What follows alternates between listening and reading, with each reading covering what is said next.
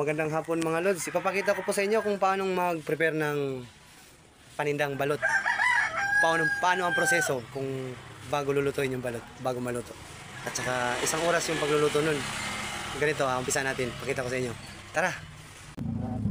So, linisin natin ng maayos yung balot para malinis naman tingnan ng mga bibili. Yan. Dapat natin kiskisin ng maigi para matanggal yung mga putik. Para matuwa yung mga kakain. Hindi sila mangdiri. Yan, malinis na Ayos, nakaready na yung mga balot natin. Ito. Pakita ko sa inyo, malinis na. Ayan, maputi. Ayan, ganyan dapat.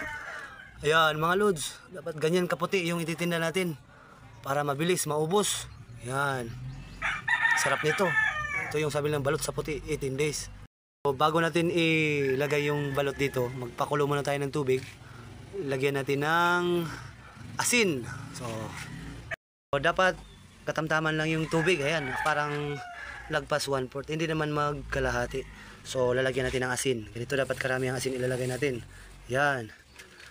Depende yan sa dami ng balot. 90 pirasong balot lulutuin ko. At gan karaming asin. Para sumipsip na yung medyo maalat dun sa sabaw na hihigupin. Masarap yun. So, pakalagay natin ng asin, lagyan natin dito ng yung parang katsa, yung eco bag. So, ayan. Sasalang na tayo mga lods. Ayan. Lagay na natin yung mga balot. Ayan.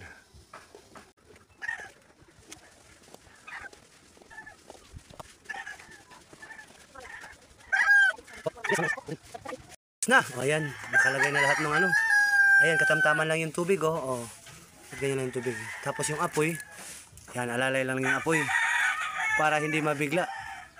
Puputok yung iba pag nabigla ng lakas ng apoy. Dapat mahina lang yung apoy, mga lods. At pala ito, itatali natin to. Ito, dapat nakatali ito. Dapat nakaganon para hindi gumalaw-galaw yung mga itlog pag kumukulo na. Kasi yun ang number 1 na nagkakrak sa itlog pag naggagalaw-galaw sila sa kulo. Ayan, okay na yan. Pwede na natin takpan. Okay. So, nakita na natin kung paano mag-prepare ng balot. Akala ninyo, ang dali lang ng pagluluto ng balot. Mahabang proseso.